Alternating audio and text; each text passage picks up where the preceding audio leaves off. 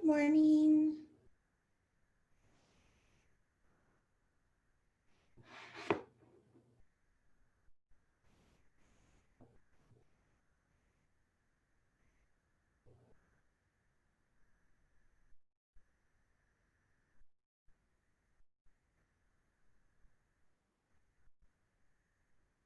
Good morning, everyone.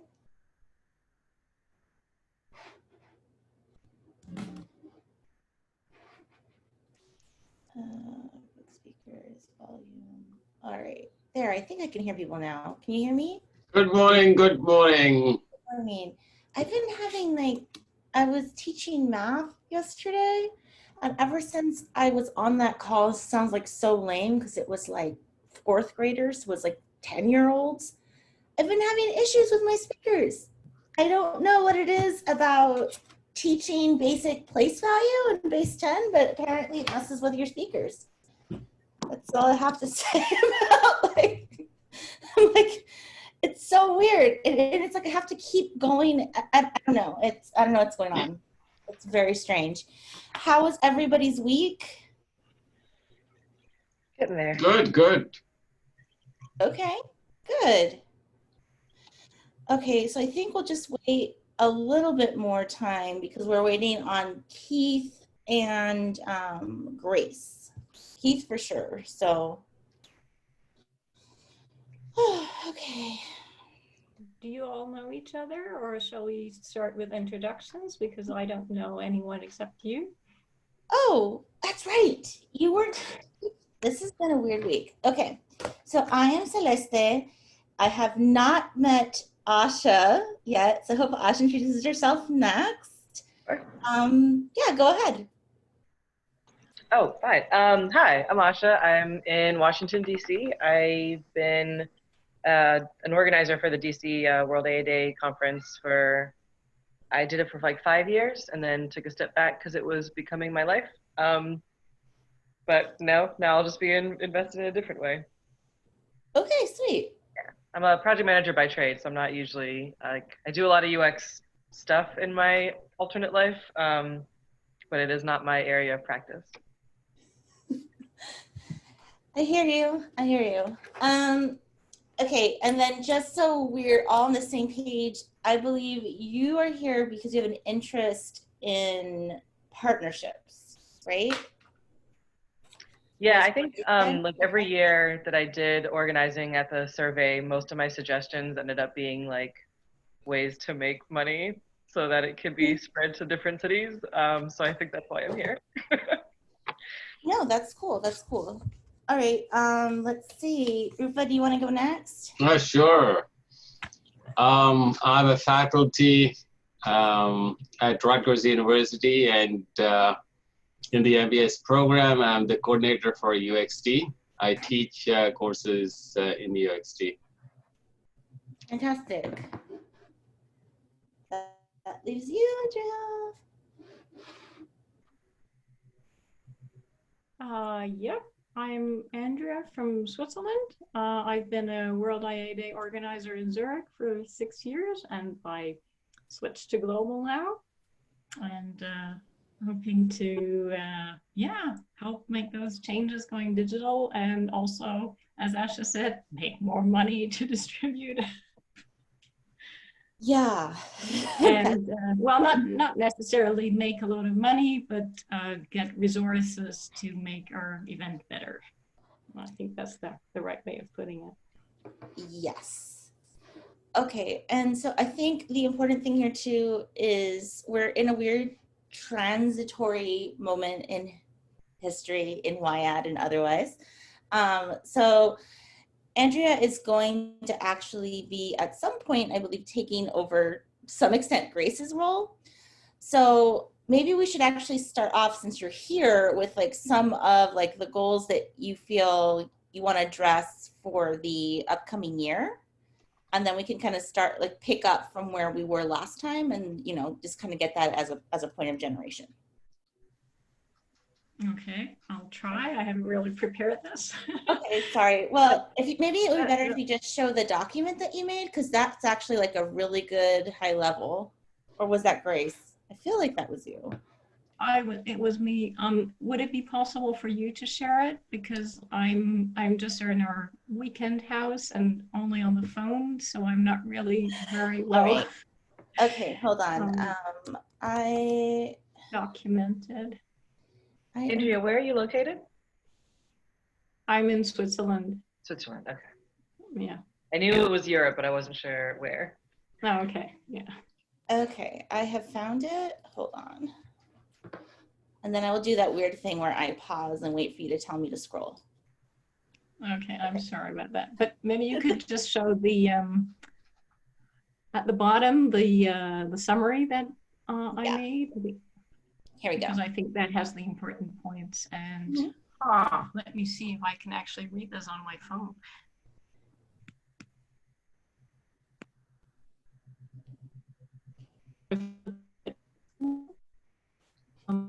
So should I start? Shall we still?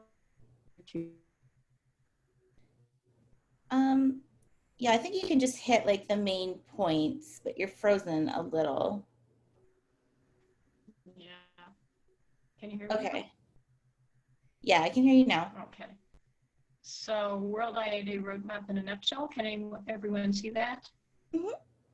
Okay, so we want to change the event to a hybrid or digital form and leave it open to all the locations how they want to do it, if they want to have a completely digital or a completely on-site event or do a hybrid thing. And we want to focus on the digital and the hybrid part because the on-site part is still what the locations will be doing.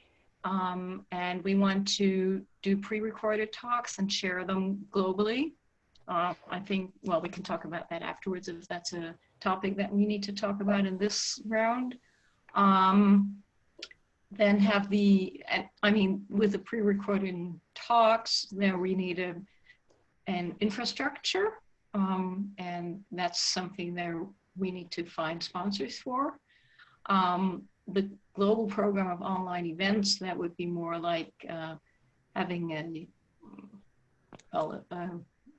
really global place where people can look up who is running which kind of talks, maybe also live streamed or at least with live Q&A and online workshops. So there also we need some infrastructure and a global discussion forum so that we can also talk to each other. That of course also needs some kind of tool. So that's basically what we need to look for 2021. And then we want to continue to grow or to become a bit different, but I think we don't need to talk about this. Let me see.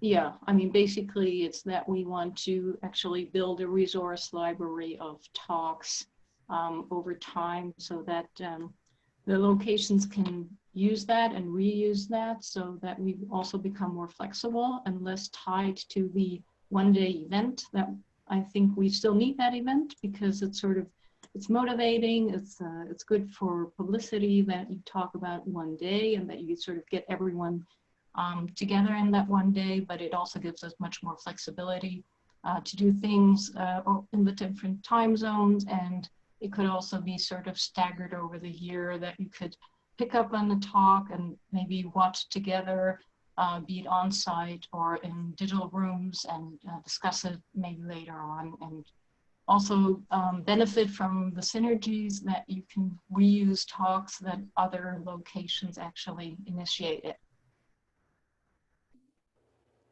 Sweet. So I think that's about it for the moment.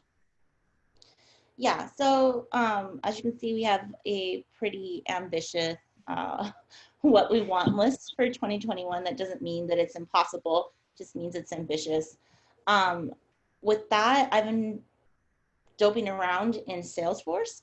And so one of the things that I need done ASAP that I actually need help with is in order for us to start figuring out who to go to, we need to figure out who our constituency is. So we haven't done necessarily, we've done a good job of recording our constituency in terms of organizers. We have not done such a great job of documenting our constituency in terms of attendees, or even like the full list of like people attending as sponsors to events, and delineating what that is. So one of the things that I want to do later on today is I want to walk you through Salesforce. I want you to learn how to do this. At some point, Grace and I will figure out how to get you all logins. But the big thing that we need to start doing is starting with ourselves. We need to start creating constituent records. There's a reason for that. It's going to help us long-term with being able to isolate who's working for where. Maybe we knew a person as a student and now they work for a potential donor. We can go after things like matching as much as we can go after larger things like infrastructure. So right now we don't even know how to do that within our own constituency, which is a problem. And as much as I do not mind writing proposals that we submit via a web form, it's actually easier if you know a person within an organization to get that money done. So this is, for me, it's going to be a 2-tiered event. And I started putting something together and I just didn't finish because I've been busy this week. But essentially, like every single lead, we need to document it. So regardless of like where it came from, this year, we need to train organizers to document leads. I don't know if we want to handle this within Airtable and then just have a workflow where we independently put it into Salesforce because we're limited on the number of seats. I don't know if we want to make this into a role where like things go to a person, or if we want to pay for, you know, some sort of hook to like capture this information in a form and just put it into Salesforce. But ultimately, we need to document each of those leads. And then more importantly, if it completed in a gift, where it completed in a gift to. So in other words, if we get a gift from Tax Systems in Boston, and then we also get a gift from Tax Systems in 6 other locations, our ability to go back to Tech Systems for something larger in general is probably going to be higher than if they just gave in Boston. So we want to be able to start to isolate those opportunities as well. So those are my 2 big goals about starting to identify where those corporate and foundation gifts actually are. We got 1 foundation gift last year. It would be nice to expand the scope of our work coming into 2021 and then continuing into 2022. So one of the things that we had discussed at the last meeting was starting to think about what the structure would be for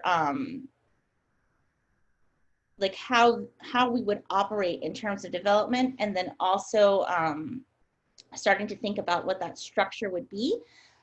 So some things that have been floated around were membership scaling, starting to think about the potential to sell content.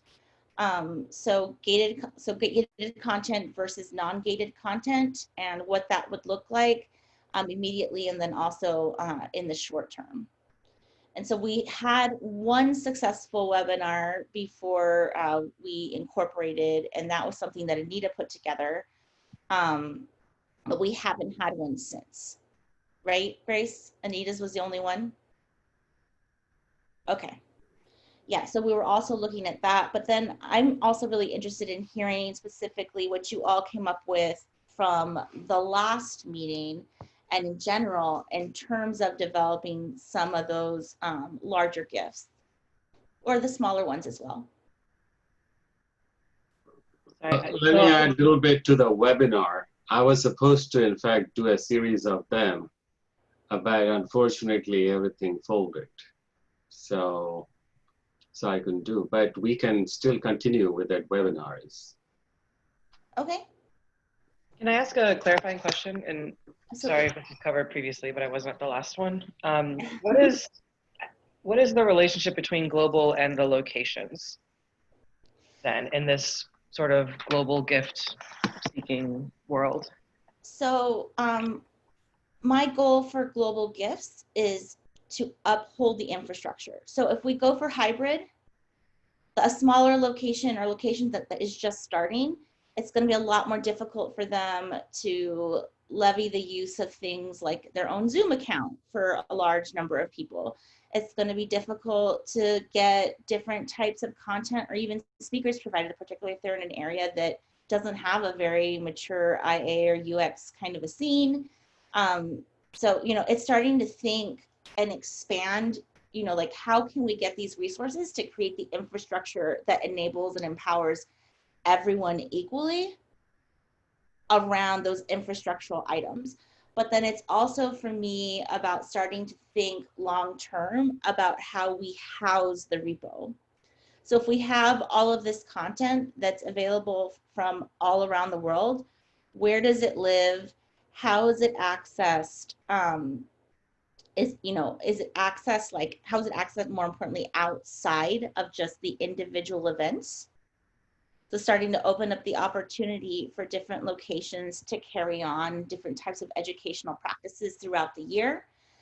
There's lots of different opportunities that global should be supporting. I definitely understand the value. The only reason I bring it up is because if you're monetizing things like content and sessions, the larger groups that arguably don't need as many of those resources. I mean, I think everyone could use them, but for argument's sake. So like, for example, the DC area is a pretty large UX hub, and there's lots of different organizations. With a little bit of legal structure, there's not really incentive to seed, if you will, the monetization of content to a global versus doing it locally. Yeah, and so I guess that's understand how to balance that, and it's fine if we don't have an answer now. We can just something that I think that's one of those conversations that we've had for the last couple of weeks, is the extent to which we want to gate, right? Like, I mean, okay, so me personally, I feel like we should do some sort of membership scaling, and here's the reason why. It's not necessarily like to monetize membership, but it's more because like next year, when we actually do try to go for corporate and foundation grants, they're going to want to see an active constituency base. And the easiest way to prove that is with, even if it's like $2 a month or $2 a year, it doesn't matter. You need to show that your constituency base gave something to you as an organization.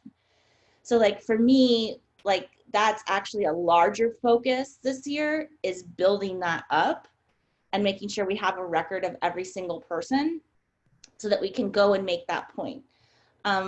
I personally don't think that every single bit of content should be gated, because I don't really feel like that's our mission, one, and then kind of like you said, like for some people, it's just like, it's not going to be enough. But I do think we do have some premium content that's coming out of these different types of events that could very well be gated either for the event or otherwise. So, I mean, I think ideally, and I mean, we can talk about it right now if we want to. I think ideally we have a more structured approach of like, some of this is and some of this isn't, but I don't feel like we're at the point where we can even content map that right now. Right. Okay. Cool. Thank you. Grace, Andrea, Rupa.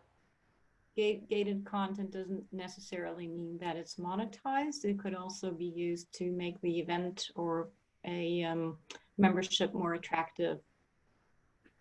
That's true. Have you all been doing gated content in Zurich at all? No. I mean, we've always had the event on site, and the videos afterwards have always been free. Okay, so this would be a little bit of a change too, right? Because we'd be asking locations to put content into a global repo. So we should think about how that would change as well if that content has always been free. Like, I mean, maybe that is part of the scaling, right? It's like you pay like a $2 whatever membership fee to join at the base level, like whatever that low entry point is, and then it's still available. But in either case, we're still dealing with like this larger problem, and which is why we need the larger grants for the infrastructure, right? Is like, here's the infrastructure, here's the big money that like supports this thing and keeps it free, or as free as possible, and then here's like the base.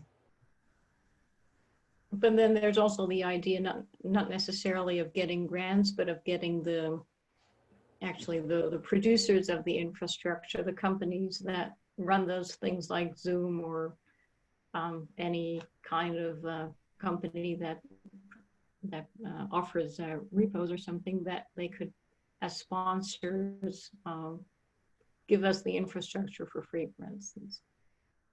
Yeah, we're going after corporate and foundation gifts for sure. But we still need to have something that shows how much we need. So let's say we found somebody from Zoom tomorrow. We couldn't just say, can you give us money? We would have to come back with a proposal and say, we operated in X amount of locations. We anticipate this much growth this year. We're looking at potentially taking up this many hours of video recording based on the average length of each of these days. Can you in-kind this goal?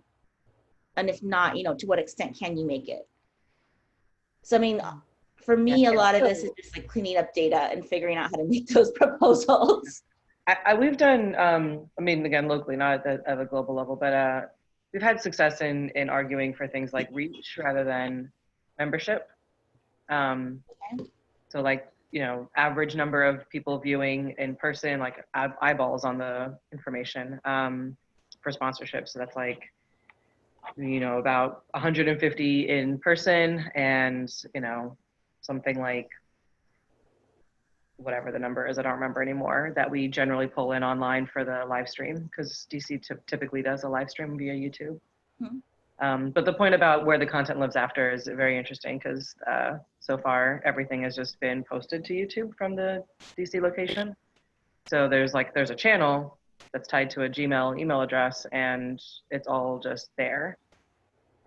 So if that was to be then like put somewhere behind some sort of membership gate, like what goes, what doesn't, because a lot of on like the speaker side, you get some speakers that agree to do it without pay, because they'll get a video that they can then use in other locations, that we just give them the link and they use it however they want.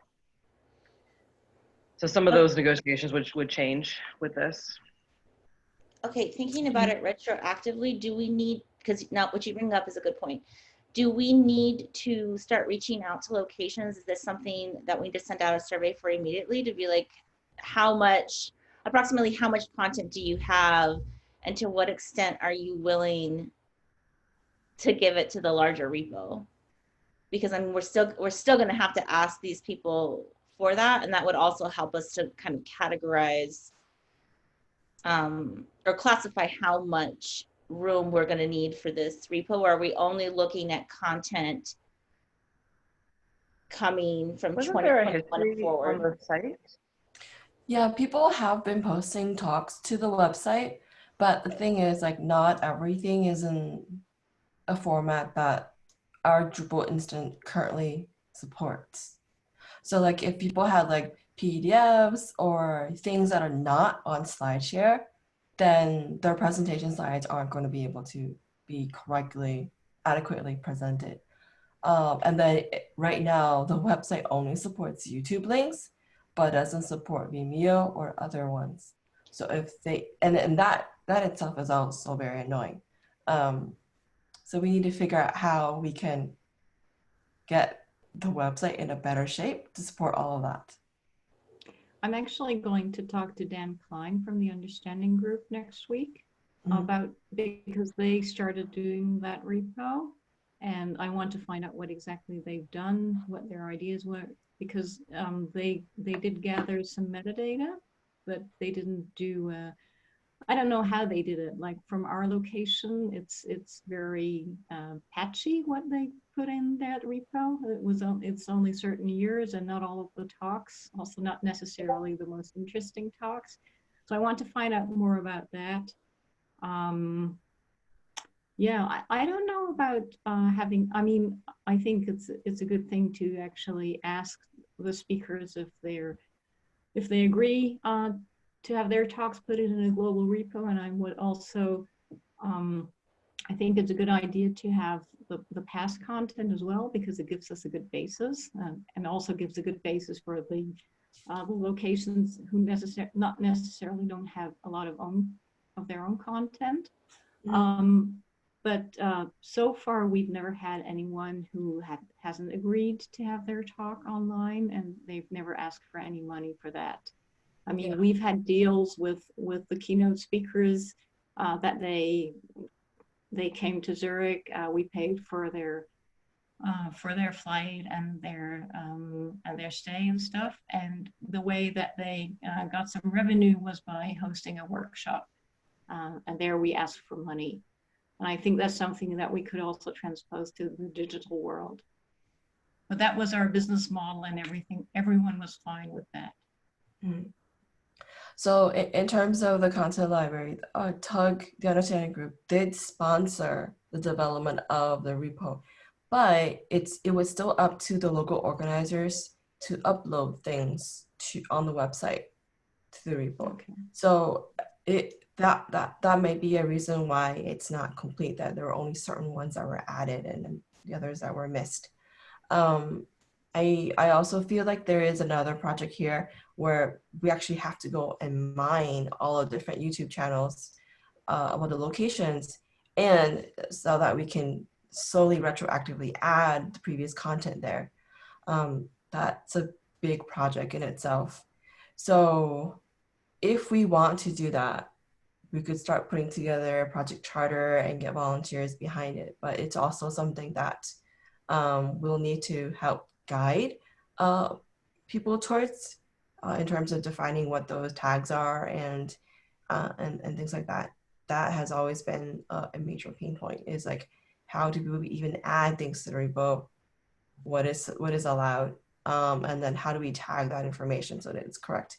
And even if you just look at the site itself, like the way it works is kind of limited. And it was because the amount of money that was spent to build it ran out before we completed it. And this was with a company in the UK, Agile Collective. And we got most of it, not some of it done, but it wasn't completely finished by the time the money ran out, the budget ran out. Okay.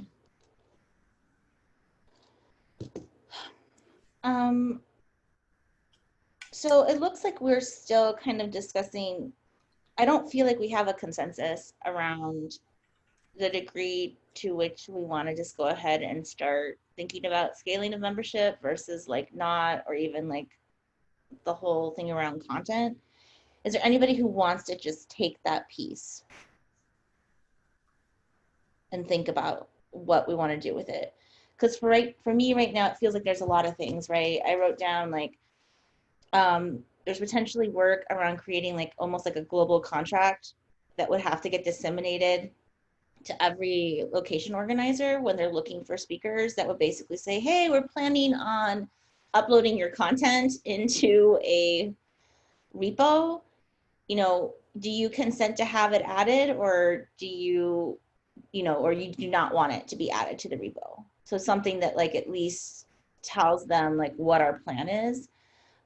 It looks like there's a whole process around not only like the mining of the YouTube channels, but starting to create the content strategy, including the tags and the canonicals, around past content, and starting to figure out where the heck that all lives, if it really is just YouTube links.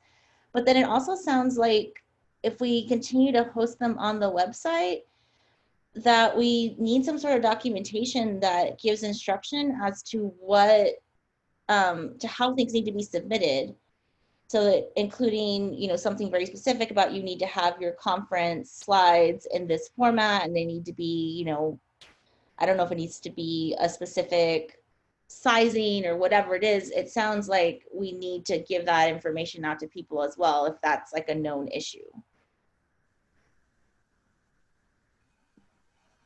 Yeah, I think your summary's pretty good.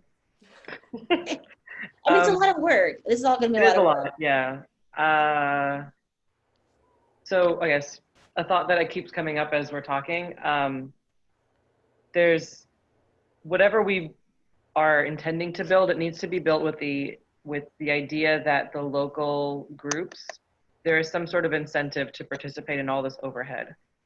Because I will say, as a local organizer, even the like submitting to the website and like maintaining 2 emails and all of that was just like on top of my other job, my other life. Like, if I wasn't getting much from Global, I don't care, to be completely honest, right? Like, I don't care about your formats and your rules. I'm doing what I need to do to make this event a success and to get the sponsors that I need for my own city. And like, if it works out with you guys, great, but I don't get a whole lot from Global. So why do I just have no incentive to participate in this. Well, the idea is that the events will become digital or hybrid, and that you won't have to organize as many speakers as you used to have did. So that would be the incentive. Right, That but you I can also, I don't want to benefit lose from- sight of what the local, like these volunteers that come through in waves, right? It's not the same people that do it year after year for the most part, right? So at least that's what I've found. You do it for a couple of years and then someone else comes in after you, and everyone wants to do it for their own reasons, right? Their own exposure or for the love of the topic, like whatever their drivers are. And I don't want the push for standardization to take away why people volunteer for this stuff in the first place. Yeah. Like, the burden shouldn't be so much that it makes people walk or choose other organizations. Yeah, that's definitely something that the website should try to be more flexible to allow different formats. I don't think standardization is a good idea. I don't think YouTube is a good idea, but that's kind of what is free. Because YouTube is not going to be available everywhere. There are some areas that feel that YouTube itself is not a good platform for content that we have. So there definitely is more ways that we can make the site better. And that's something that the website team is just thinking about right now, not much actually working on it. Yeah. So I think my offer would be, because I realize I'm bringing up only like potential problems, not solutions. That's not good. But No, it's not a solution talk. This is a so let's figure it out. So it's good. I think whatever, so there's got to be, I think there's some sort of like, I don't know, kickback maybe. So it's like, if you opt into this, then whatever the monetization of the content ends up being, there's a percentage that you get back from that to your local, to like support your local organization structure, whatever it is that you're, you know, paying speakers, whatever it is you use it for. Mm-hmm. Because then I'm invested, right? Like, oh, if I participate in this, it's a little bit of overhead. I'll maybe get a couple other volunteers to like handle some of this administrative stuff with me, but like there's a reason to do it versus I should do it because it's the right thing to do. Like, okay, there's a very tangible reason to do it. Mm-hmm. So like, could it possibly be like so let's say like, I don't know, let's say Rasmini decides to create content that isn't specific to an event, right? Let's say we get like a bunch of people to create content that is not specific to an event, but it's like just specific to the repo. Maybe like every time that sort of stuff gets used, I'm just talking out loud, so this is like not for real, but like, let's just say that like every time something like that gets used or monetized, right, a portion of that goes back like in general, like to the org, right?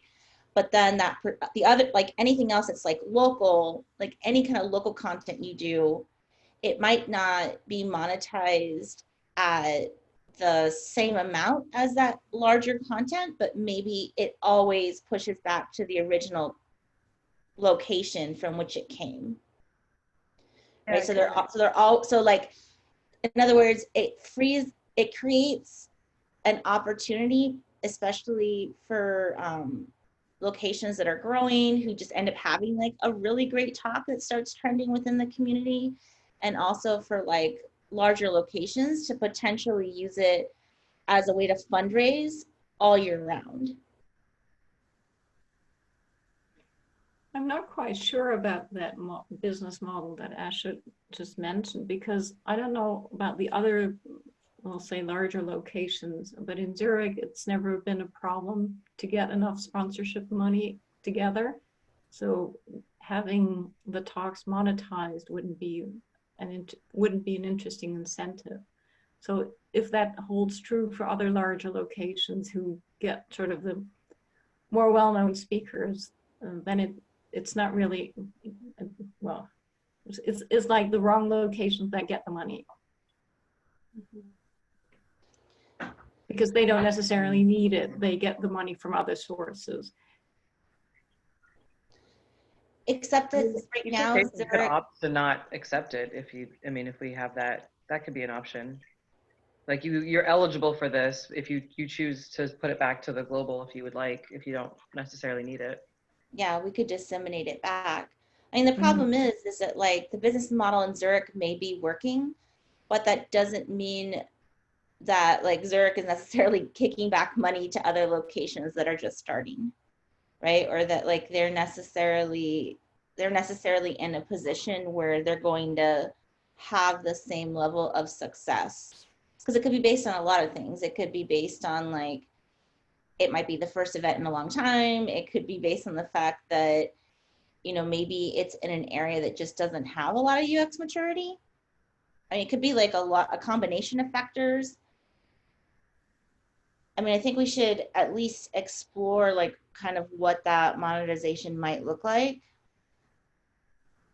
potentially, because we're trying to expand the conversation beyond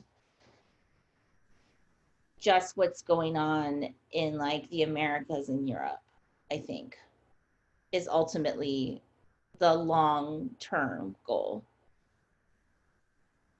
Yeah, definitely. But correct me if I'm wrong too. I don't know, my thinking was that we've had around 60 locations during the last few years. And if every location or even half of the locations would manage to get up a talk pre-recorded in the repo, then we would already have a lot.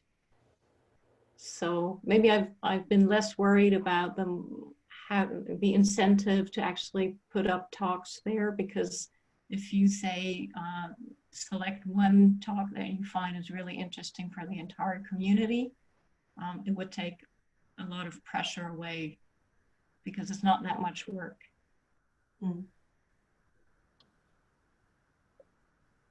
As a counterpoint though, as a random user, let's say like new to the field and I'm looking for content, if there isn't an incentive to encourage people, or if there isn't some sort of model to encourage people to use the global repo, then now you're looking at competing content. So you've got whatever global has putting out, and there's a fraction of the total number, but then you've also got the brand of World AA Day and all these locations that have their own content in other places. So like, which is real? I mean, As I feel like general user. I feel like a selling point is going to also be like, you don't have to maintain these independent YouTube sites anymore. Right? Like the global organization will maintain it for you and you'll still have access to all of it. Right? And I think that there's like, plus you'll have access to everybody else's content is, I think, the larger idea. And that I feel is a little bit of an incentive to make the switch. So I think they would still need to have their own YouTube channel because locations have already built a following there. At the same time, if they live stream, they can only do it from their own channel. What we might want to do is if they have created a live stream and they have like a full like 6-hour, 8-hour video, we could possibly help break that apart and then actually upload like a final video to the global channel and host it there. I don't know. This is just That sounds like a lot of work.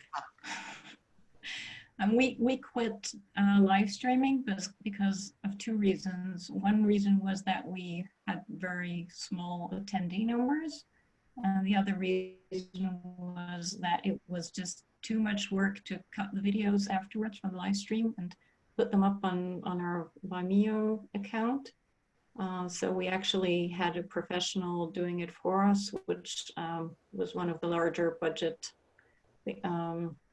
one of the larger costs in our budget. So what I find very attractive about the pre-recording thing is that you actually hand over the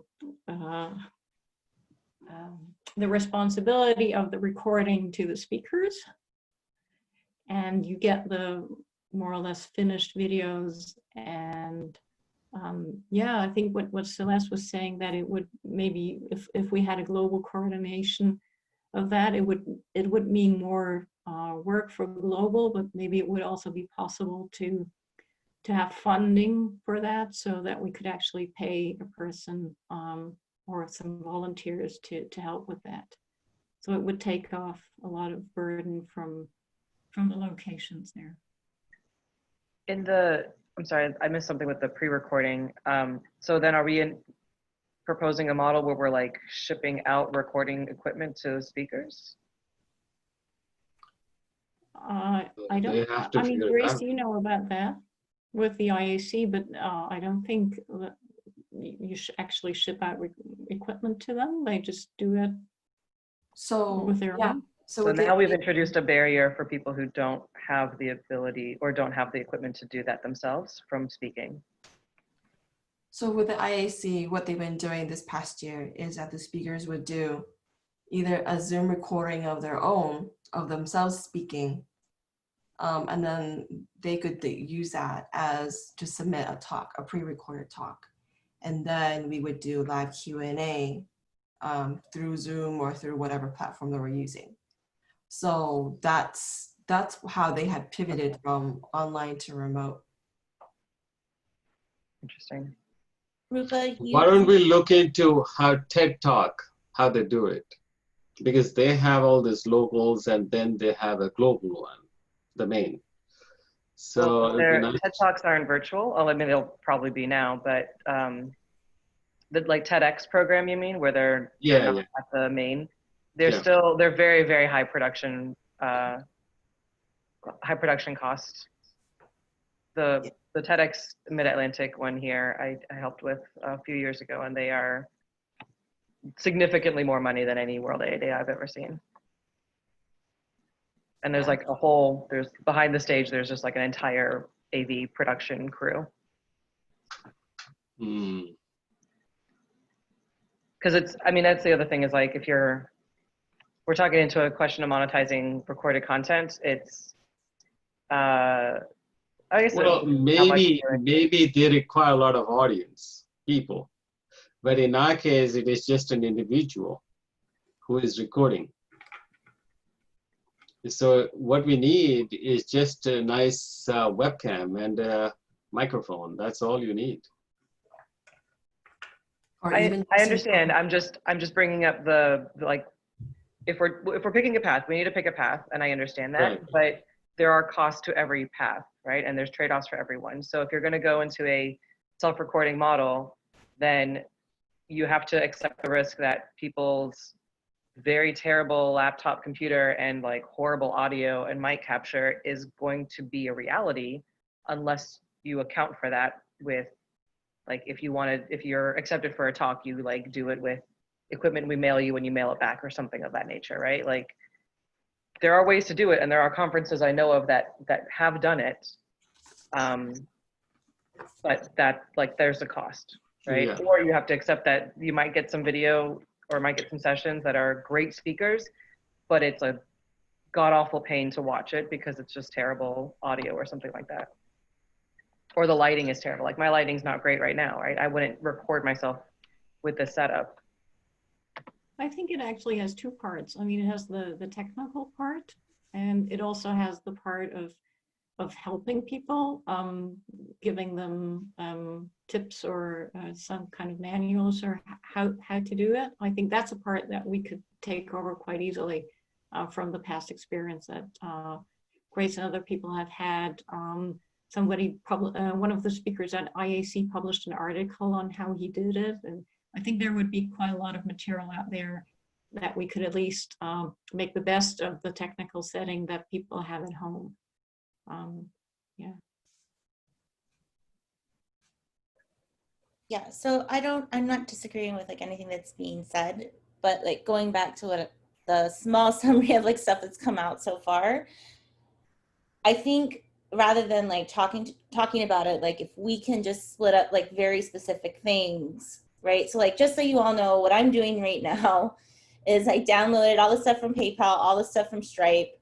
I'm looking at the stuff from Airtable, and I'm trying to chart and figure out what stuff I need to data entry into Salesforce.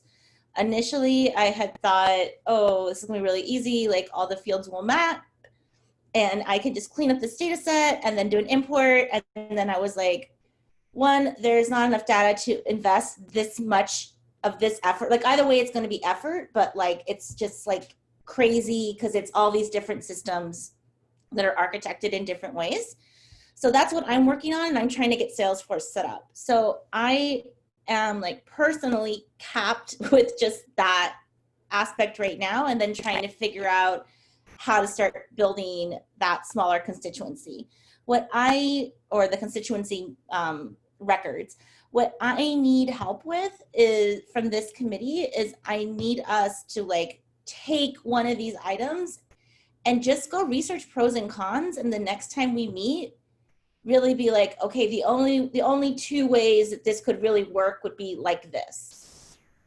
Can we agree to this, or just be like, hey, I don't even think this will work, and then have a conversation about like what that will be, so that we can start figuring out how we want to do things. Because like right after that conversation, we need to quickly pivot into how are we going to even create the infrastructure. We need to go to like a Zoom, or we need to go to a GoToMeeting, or like, I mean, we need to be doing that right now. And so that's like a whole other thing of figuring out what the scale of this is going to look like for the upcoming year, and starting to create those individual prospectus. So Individual perspectives in I'm on terms board. of sponsorships, or in terms of getting in terms support of for each sponsorships for the global. So like ideally, like, you know, when we say we're going to need like a Zoom or a GoToMeeting, it's like not just we need it for the webinar. It's like we're also going to be asking for recording space. Like we're going to be asking for potentially a certain number of like seats for that. It's gonna be a prospectus that we can't necessarily just throw together. Like we're gonna need to go in there and be really specific about what we want and how it's going to be used. But that's, Logically, we need to, yeah, we need the requirements. Yeah, so we have a lot of items that we need to be working on. And so like, I don't want to be pushy with stuff, but I also want to be realistic. And if people can just take small bits, like a small bit will help a lot. Okay, what's the buckets of, because none of these are small, but what's the buckets that we should be focusing on and that we can divvy up? No, none of them are small. They're all like, over there, it's fine. It's like set up Salesforce sounds small on paper, and then it's like, no, I spent like 2 days just going through the stupid videos to learn how Salesforce works. I was like, none of this is small. None of it's small. Okay, so I think the first thing that we need to think about before we even start to talk about past content is maybe we need to push out some sort of a survey just to get a feel for how willing we could get people to even potentially change formats on their own content if that's necessary, and push it into a global repository for the upcoming year. I think we do need to model very quickly what our different opt-in and constituency building efforts will look like. So we do need to like factor out like what that scale would look like. And I mean, it could be something, you know, simple like, hey, I'm a supporter for $2 or $5 a year versus I'm a sustainer at like 200. I mean, we could go however people want to do that. At some point, I'd like to get to the point where this organization creates a formalized budget. We have a good sense of what our expenses are, but we haven't really been as thorough about creating a budget. So I think this is the year that we do it. This whole year is toddler. This whole year is toddler. Like we're gonna like run into tables and like fall on our faces a million times. So I just want us to be good with that. But if we could get at least those items for the next time we meet, so that we can just have a very concrete conversation about like, this is potentially what we think membership should look like. We had started talking about like asking the locations. I think the second we start involving more people in this conversation right now, it's going to get murky. So I think we come back with a few potential solutions before we even like open up that can of worms. So some like a couple things that are like, we know we're fully vetted within this committee that we can then push back if we need to. So what do you want me to work on for the next meeting? Okay, for the next meeting, let's see, should I just assign? I put buckets in from what I heard in the chat just because I was typing you talked. Is that a decent That's bucket of it? perfect. Yes, all three of those things. Great. Okay. Sorry, and Asha and I will need to talk. Taking care of the, excuse me, I started taking care of the past content, so I would sign for that. Okay. Have we decided when we're meeting next? We've been meeting on a 2-week rotation, but if we can meet as early as next week. Okay. But I also know that if you're like me, you're like dealing with life and jobs. Yeah, I'm not sure I could commit to doing this in a week, but yeah, if it's a 2-week, then yes. Okay, cool. I can come with some offers for number 1, some membership model. Okay, so mine is number 3 then. Okay, sweet. Okay. We can So in both terms of the future content proposals, it's just ideas, right? And also just trying to figure out like how we would model that. Okay. Right, so to Asha's larger point, like what would be some of the incentives that like local organizations would want to even model their content this way? And then maybe even if you can get to it, like addressing what that overhead would be so that when we go to locations, we can say, hey, so we know this might be a potential pain in the ass, but here are some ways to mitigate that. Yeah, stretch goal. Okay. Thank you so much. Thank you so much. Thank you so much. Or help with your Salesforce data exchange thing, or are you okay with that? Because you were mentioning that was quite a pain. Well, it's only, so first I was like, oh, well, I'll start working on the data. And then I was like, oh, well, like, it's weird. So like Stride recorded everybody's ticket sales. Then I was like, oh, well, then it should be like fairly easy to just create constituency records out of that. But it only recorded the transaction amount. So now I'm wondering if like we can retroactively map that to like Eventbrite data. The PayPal stuff, it is pretty clear like what stuff is coming in as donation and what stuff went out as like a reimbursement for expense. But again, that's like a totally different set of data that has different fields. But like it's just parsing through different data sets. I can do it. It's just been like a strange week for me. Like I've just been dealing with people on their crappy prototypes this entire week, along with my children. Yeah, My life children gets are not in the way. crappy. Certain designers are crappy, but my children are freaking amazing. Yeah, but next week, because we won't be in testing, I'm planning on finishing that up. But yeah, it took me like 2 days to do all the videos and like really figure out like how it works.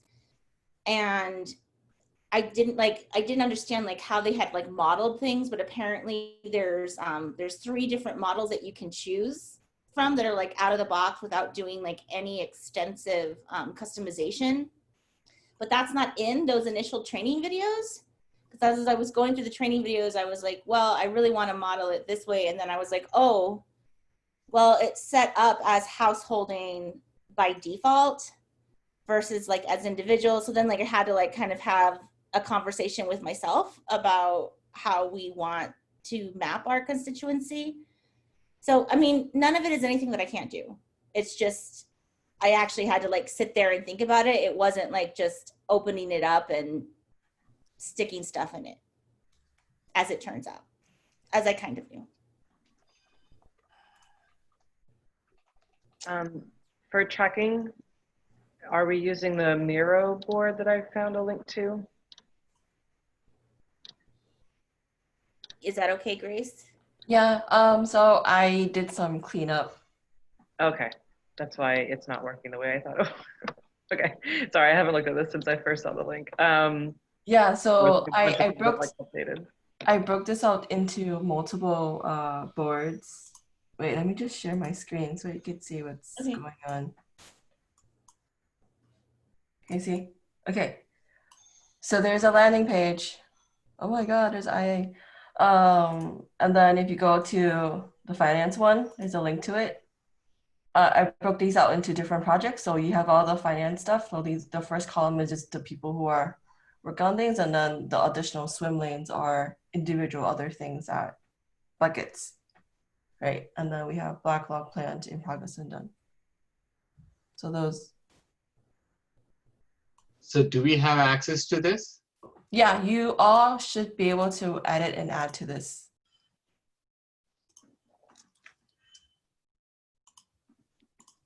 I'll post it in, I will post this in the Zoom chat. I think it's in one of the Discord, maybe. Yep. I don't know where I found it. It's in one of the general or one of the global committee Discord links. Yeah. So is this sort of a master document which links to all of our activities? Because I find it quite hard keeping track of what kind of information I can find where. I can create a master onboarding document with all the different mural boards and things that we're tracking. But ideally, this is where we're tracking everything that we are working on. I mean, that's fine. It just needs to be one place that links to everything else. Yeah. I think we should probably just use this to do that. Yeah.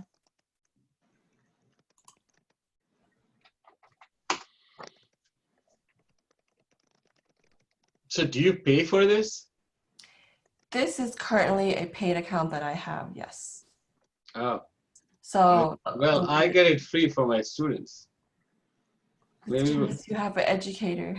yeah, maybe I should try and talk to them. Since this is a nonprofit organization. Celeste, you're on mute.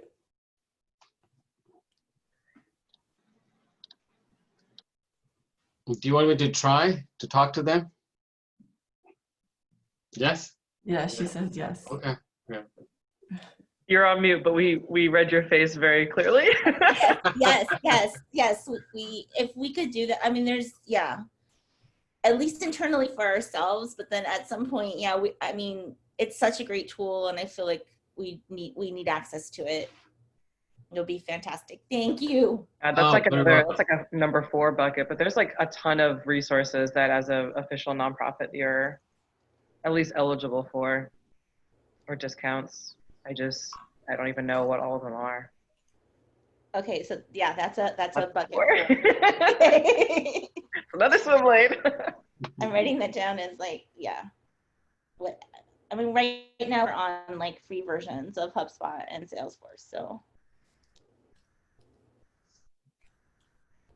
Rupa, I see that you joined Discord. Yeah, I did. I have to find my way how to use Discord. Afterwards, if you have time, I can give you a walkthrough. Okay. I don't think I ever used it before. It takes a little time, but you will get to love it eventually. Okay. Okay, great. Okay, so I think we all have stuff to do. Should I just shoot for like another Saturday at this time? Does that work in 2 weeks? Should I just add that as like a standing meeting? Does that work? Yeah, 2 weeks, so it would be 15 then. Yeah. Okay, 15 is good. Yeah, I'm Well, fine with I'm having not it sure because this is Saturday evening here, and I'm not always available then. Okay. So when But would it's be? probably the only time that works. Well, when does work for people? Because I'm fine with doing 8 a.m. The only thing is like if we do 8 a.m. like my time, right? That means it's 12 noon Eastern. So yeah, there's 11. right. No, it's 11. It's 11 Eastern. There we go. Thank you for making the face, Asha, at my really bad math. I was like, it always changes. It's fine. I was actually wondering, I'm like, what, like, where are you that you would be 12 here? Sorry. Like the ocean. That's cool.